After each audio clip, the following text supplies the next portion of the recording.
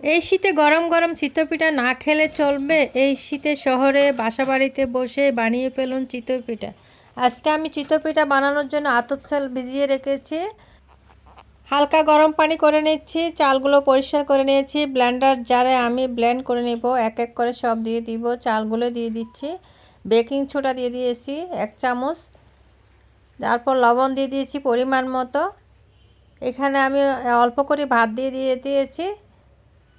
Soybean তেল দিয়ে দিয়েছি পরিমাণ মতো। হালকা গরম পানি দিয়ে দিয়েছি। এখন আমি ব্লেন্ড করে নিব। শীত আসলেই আমাদের চিতই পিঠা, ভাপা পিঠা, যত রকমের পিঠা আছে ওগুলো খেতে ইচ্ছে করে। খুব সুন্দর ডো হয়েছে। একদম পাতলা হয়নি, বেশি ঘন হয়নি, মিডিয়াম হয়েছে।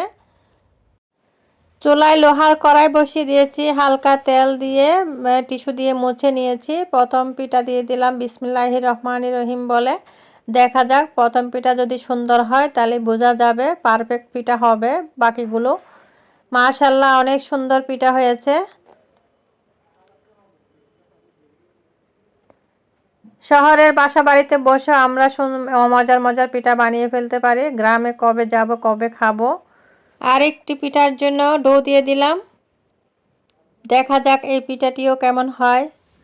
মাশাআল্লাহ, এটাও অনেক সুন্দর হয়েছে। দেখতে পাচ্ছেন কত সুন্দর হয়েছে।